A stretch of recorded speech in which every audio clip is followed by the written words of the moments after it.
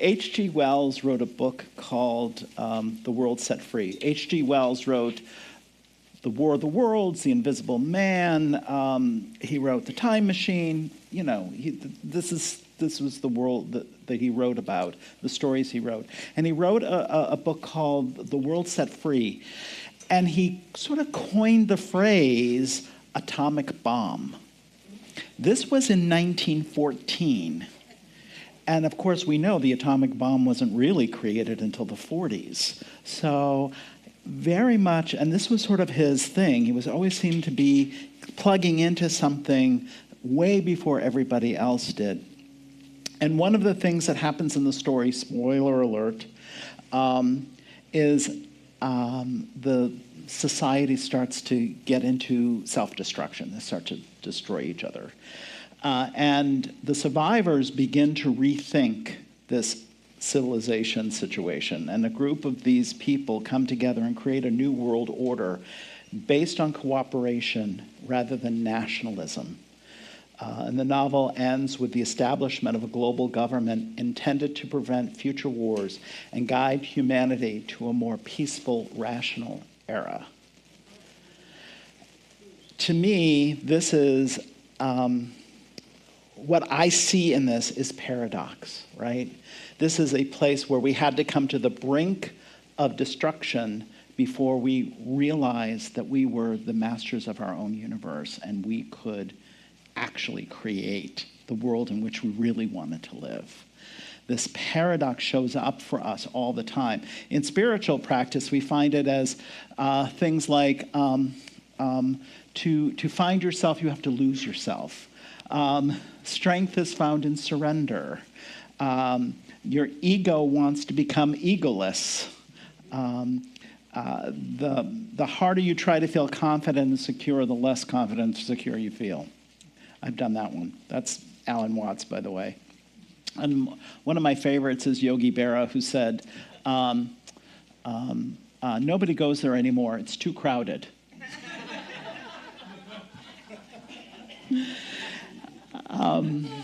I experienced a form of paradox recently. Last week, I was, thank you, Rosemary, for your beautiful talk and beautiful sharing. And I did watch the recording, but I was in Massachusetts on Cape Cod.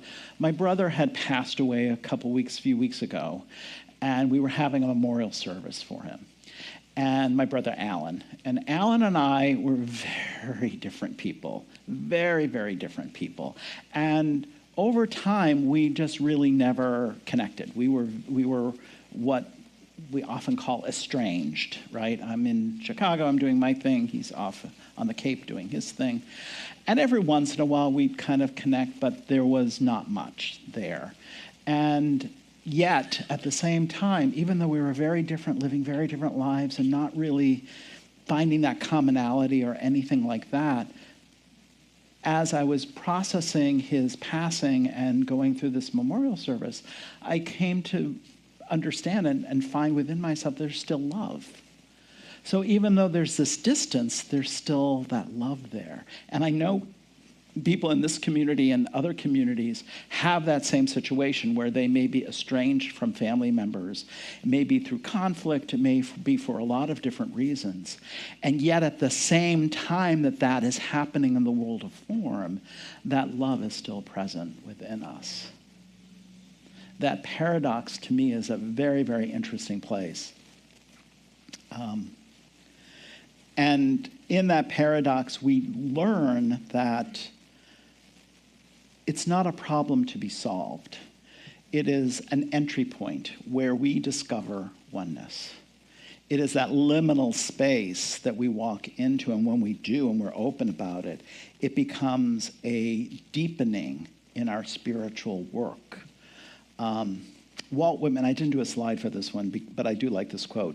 Walt Whitman said, "Did I contradict myself? Very well then, I contradict myself. I am large, I contain multitudes." All of us are complex. All of us have depth to us and aspects to us that even within ourselves seem contradictory at times.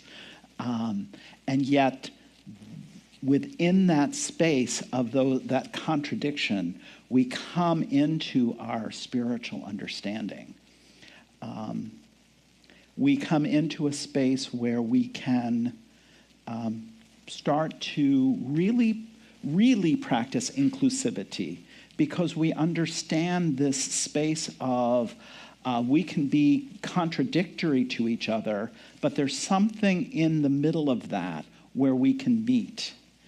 And when we do that, and when we step into that with intention, that caring for others, that's what I've seen, particularly when someone is down and out and they need help, and we go and we help them. And all of a sudden, any of the rancor, any of the conflict that seemed to be popping up seems to just sort of go in the background, and we're in the caring place. And when we do that, we're not only helping somebody, but we're also healing ourselves. The healing is I was trying to think of the word, but it's symbiotic. It goes back and forth. And I've talked about this before. We expand our capacity for love. We think, well, I'm only going to love you if you show up the way I need you to show up, or the way I want you to show up, or if you make me feel comfortable. I'm only going to love you if you create a space where I am comfortable with you. That was not my brother, by the way. He could be very stubborn. He had a very particular viewpoint of life, and he didn't care about, he wasn't really open. He was very narrow in that respect. And yet, at the same time, he had many friends who loved and cared about him. And, the reason I think is because they saw past that. This narrowness was a defensiveness, was a, I don't feel safe in this world, so I'm going to just go here.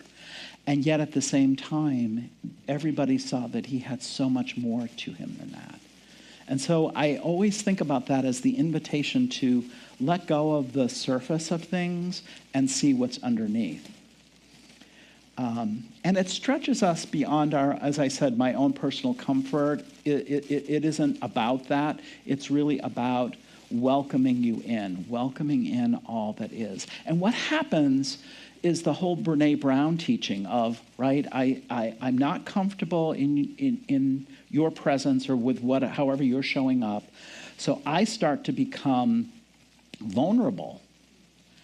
And instead of running away or retreating or coming up with some way of defending or hiding or whatever I might do, I just stay with it. I stay in that space of vulnerability.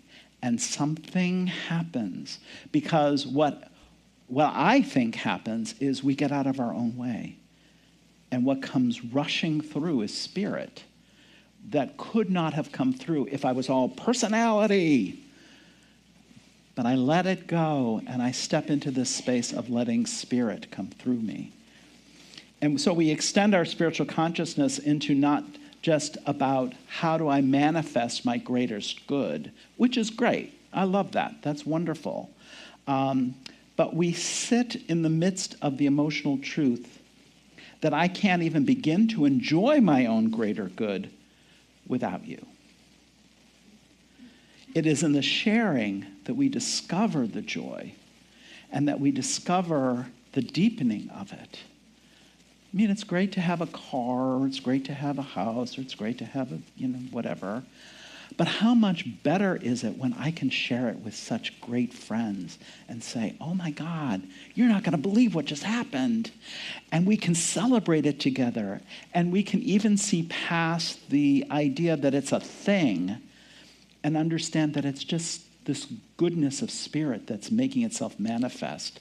And it's showing up in this particular way. But it's just one aspect of goodness that's showing up in our lives. There's a quote, and this I do have a slide for. This is by Bell Hooks. If you don't know Bell Hooks, you must discover her. She's a brilliant, brilliant writer. And she says, loving practice is not aimed at simply giving an individual greater life satisfaction. It is extolled as the primary way we end domination and oppression. So when we're talking about giving, our greatest life satisfaction is loving practice is not aimed at giving an individual greater life satisfaction. Loving practice, this practice of always being in that love zone of, and I'm using love poetically, right? It's because there's all kinds of love. There's love of friends and neighbors and community members and parents and children and on and on and on. All kinds of different forms of love. So we understand that this word love is multidimensional, multi-layered. And when we're giving of that, I was going to say surrender, because we talked about that earlier. There is a kind of surrender that we have to do to just say, there is something more important here than just what makes me happy. There's a we that makes me happy. I think that we're coming into an age now where we've been living through a time when there were a lot of people, particularly in the public square, where they're, shouting and yelling and making policy and doing all kinds of things, where their sort of underlying philosophy was, if it's good for me, it's good. And if you're not having that same experience, then there's something wrong with you. That's kind of been the thinking, more or less. And I think we're moving out of that consciousness into, if it's good for we, it's good for me. And that integrity of being with each other and holding space for each other and creating a world that works for each other is becoming particularly in young people that I see, and when I talk with a lot of young people, they're like, I am not interested in something that's just all about me and me making more money or me manifesting whatever. I am very interested in how my community thrives. Because it isn't enough to just be yourself all alone in your castle, right? We have to create that castle together and join together. And that's when it becomes fun. And that connection, that community experience of love becomes the thing that lifts our soul, lifts us up. We can hit sort of a glass ceiling when it's all about me. But when I let that go, I just start to soar. We literally start to soar. Ernest Holmes says, individuality isn't a mistake or a veil. It is the mechanism by which spirit experiences choice, agency, becoming. The finite self is not the problem, it's the gift. We start to understand that we're each here on purpose, that we each have a way of holding and expressing and sharing spirit, because we're just avatars for spirit. We're just channeling spirit. But nobody channels the spirit exactly the way John does, or the way Ashley does, or the way any of us out there do. We are all individual expressions of it. And so we get that beautiful aspect of spirit channeling through each individual person. But think about what happens when we all come together. All of spirit that has been sort of expressed in all these individual forms comes together, and we get this collective expression of spirit. We get this collective expression of the beauty, the bounty, the wholeness, the abundance, the happiness, the joy, the harmony, the peace that comes when and through spirit, right? Transcendentalists knew social awakening. So this idea of spirit-led activism, this idea of we can't just ignore what's happening in the world around us. We have to be engaged with it. So social awakening and spiritual awakening live together. I was reading this actually, it was David Alexander. Reverend David Alexander was teaching a class. He's a wonderful Center for Spiritual Living minister. Brilliant, brilliant. He was the chair of the Leadership Council for several years for Centers for Spiritual Living. And he has just been teaching a lot. And he offered this class for ministers and ministerial students on religion and spirituality, which sounds funny. But what it was really about was where we are forgetting to be inclusive, where we're allowing our biases, our prejudice, our bigotry to create a spiritual philosophy that is exclusive rather than inclusive. And so this was the class he was teaching. And he talked about this a little bit, and I really loved this idea of Ralph Waldo Emerson. We just talked, where's Lucia? We just talked about Ralph Waldo Emerson. Ralph Waldo Emerson's essay, Self-Reliance, if we just take it at surface, right, it sounds like, oh, okay, I have to be myself, I have to do my own thing and go my own way, and it's all about me in a way. But in reality, Emerson wrote that in reaction to factory work. He wrote that in reaction to this idea of the industrial age, where there was this mandated conformity that you did your job the same way every day. You showed up the same way, you did it, you just repeating over and over and over again. And actually, any kind of uniqueness was seen as not doing a great job, was seen as something to be suppressed, and you must be in this conformity mode, this factory mode of the same thing, 9 to 5, da, da, da, da, da. And self-reliance was about, no. We have to be free, as Lucia shared with their quote. We have to express ourselves. We have to be our authentic selves. We have to let ourselves really blossom into the full and richness of who we are in order for our experience of spirit, for our channeling of spirit to be fully realized in this world. And so there is nothing to be gained, really, by making yourself small, so small that you look much like everyone else around you. And so that's what Emerson was really writing about. The process of conformity and uniformity is habitual. It becomes a habit.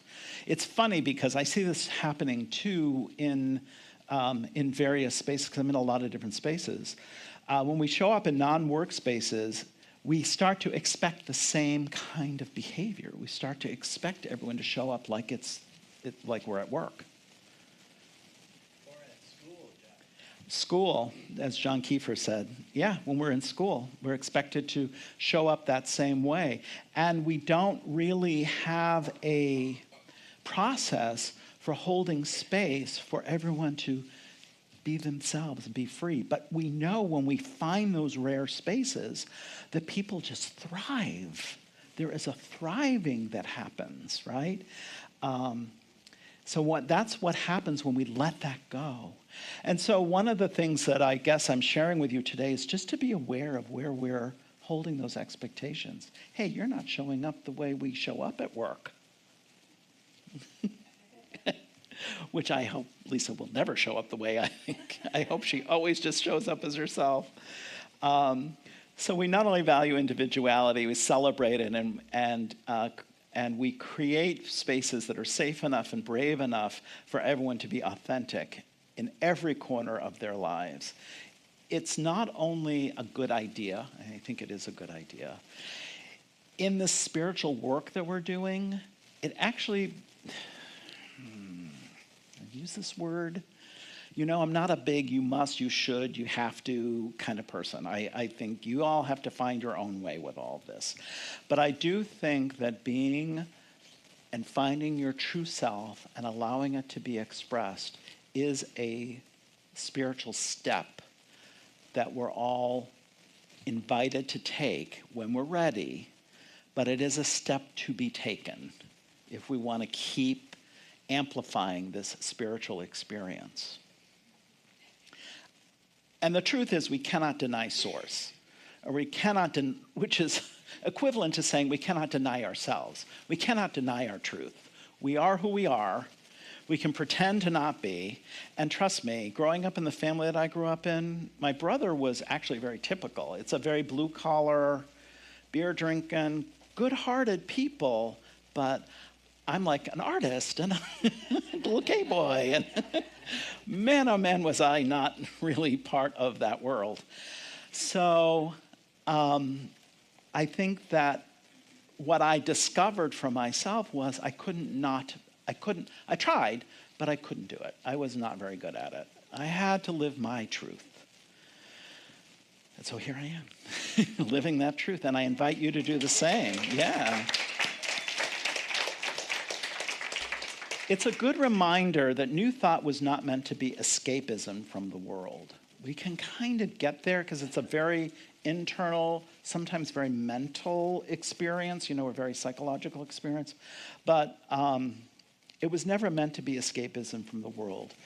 But through our New Thought teaching and principles and living those principles, this is the method in which we heal each other.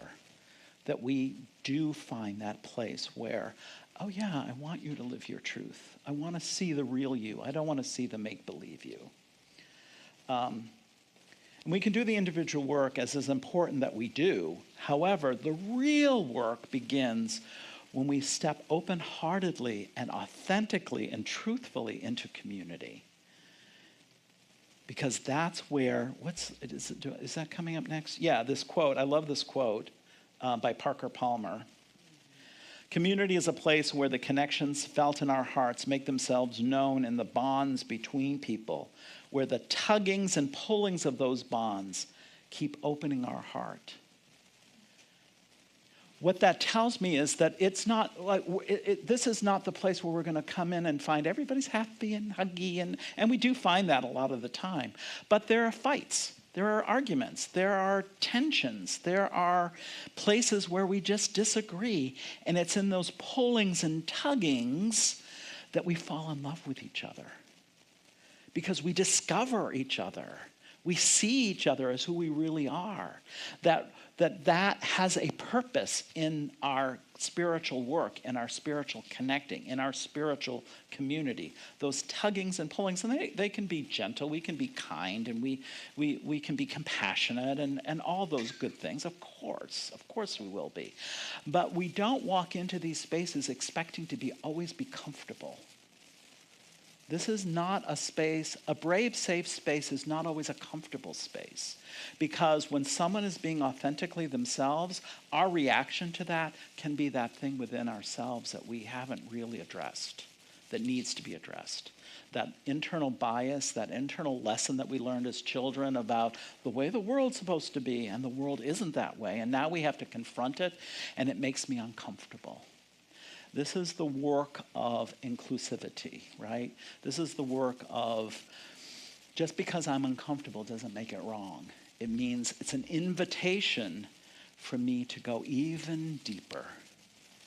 And when that's really, you're sort of on the knife's edge there, it's really, that's when we go to our practitioners. That's when we get our counselors going, and we start to do our prayer work, and we start to help. They help us find the God quality, the God experience in what is happening.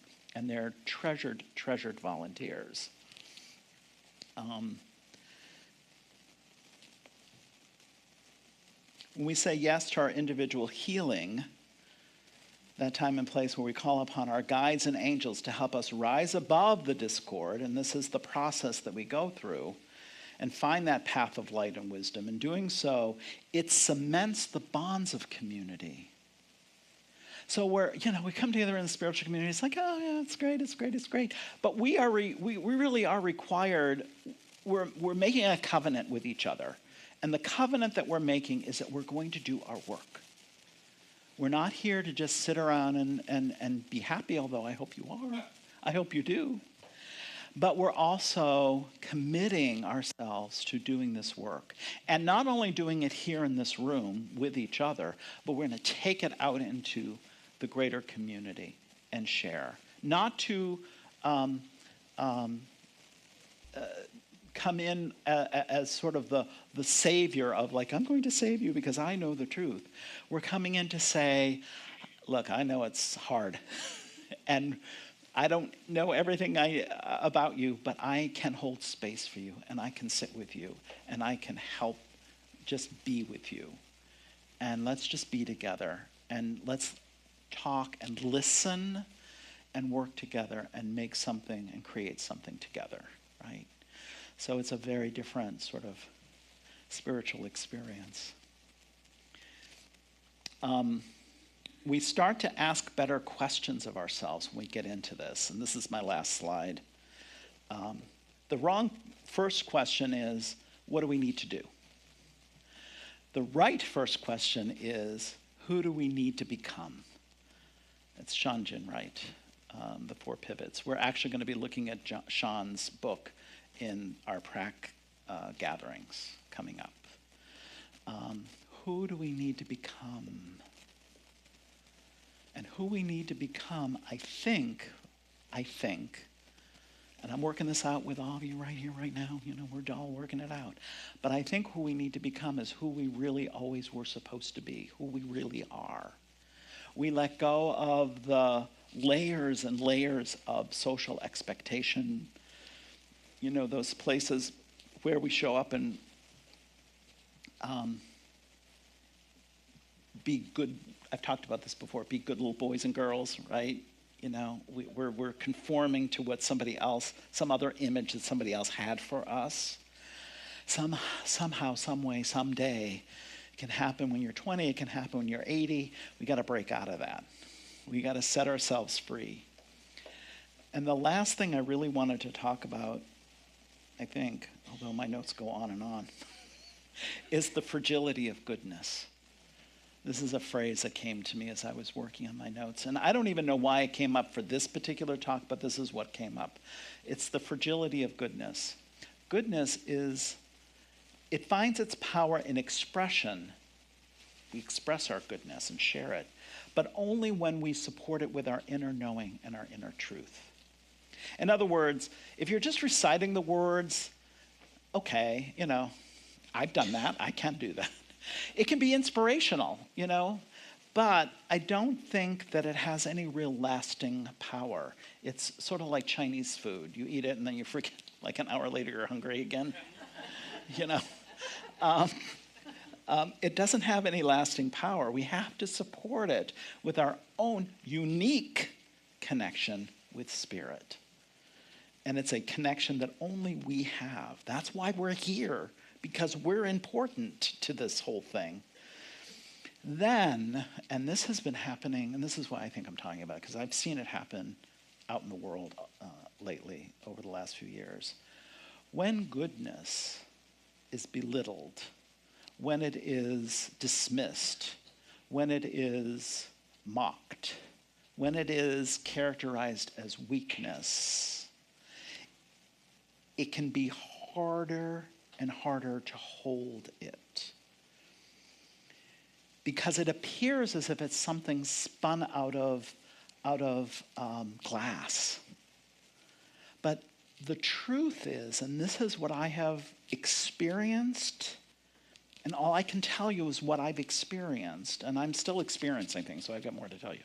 But my experience is when I'm connected and I'm authentic and I'm standing in my power as a eternal spiritual being having this human experience, the tensile strength of that goodness increases by multiple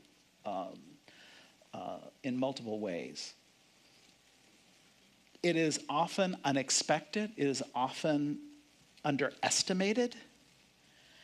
And what happens is, and I've seen this happen, you've probably seen it too, people will walk into a room and they'll stand in their power and someone will try to knock them down. And they're like, it just sort of glances off them. It doesn't, and they can speak from that place of power, not to put anybody down, but just to say, you're just a little off. The truth is here. Just come this way a little bit more. The truth is in the kindness. The truth is in the sharing. The truth is that what's good for you makes my life better. I forgot that, right? As a society, I think we forgot that for a minute. What's good for me is good for you. What's good for you lifts me up. It's the power of the reciprocal power of nature. It's the reciprocal power of spirit. If you want to get technical about it, take a class. We'll teach you about the reciprocal power of nature. But that's what it is. And so the paradox, the point is not to answer the question, like what, is it this or is it that? Is it this or is it that? Is it goodness or is it about you or is it about me? Or is it about this or is it about that? The point isn't try to answer the question. The point is to try and discover what happens in the mind when it finally stops trying to answer that question and it surrenders the either or, and we rest in the mystery. And we understand that there is a mystery to it, and it's okay. And we're always going to try it because we're human. We're always going to try and solve the mystery. That's okay. But when we get to that place, what happens is the conflict, the agitation, the upset starts to just really quiet down, starts to really move out. We move beyond the here and now. We move beyond the limitations of the human experience and the limitations of our human selves to comprehend the infinite. You see, that's why there is paradox, because there's oneness. And in oneness includes everything. So it must include those things that seem diametrically. Thank you. I need prompting. I need a prompter. Lisa, you have to always sit there and be my prompter. Diametrically opposed. Diabolic's okay. Thanks, Steve. Okay. It can be sometimes, right? Yeah, but it's about the idea that we are able to hold both and. It's a yes and. It's an improv world. It's a yes and world.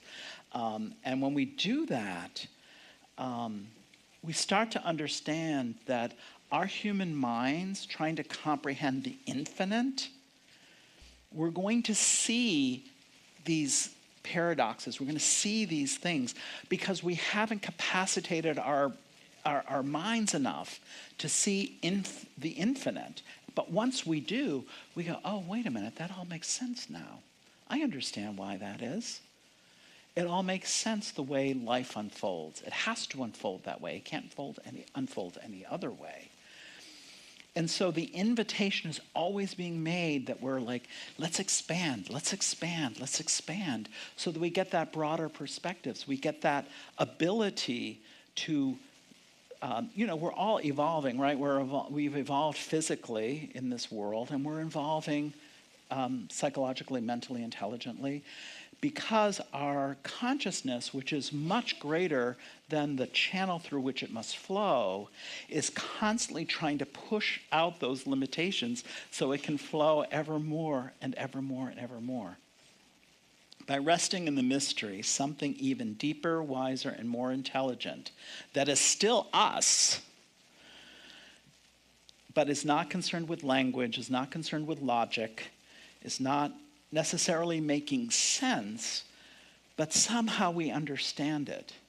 It can even be really, really hard to put it into words. I think we've all had that experience of like, I know, but I can't put it into words. It's because language compresses it, limits it, and we're having an idea, a glimpse of the infinite that won't fit in that limited container. And so we just have to be with it. And my invitation to you is to let yourself have those experiences of that inarticulated connection to spirit. Let it pour through you. You may not be able to tell anybody else about it because the words just fall short of what it really was. And I'm guessing most of you have had some kind of experience like that. Some kind of experience where you try to tell your friend or your partner or whomever, hey, this was the experience I just had. And you try to get the words, and yet it doesn't quite really express what the experience was. Yeah, that's us stretching. That's us glimpsing spirit, glimpsing source. Or if you like the old-fashioned word God, that's us glimpsing God. That's our oneness with spirit. And that continuous connection to the divine is exactly what we're here fostering.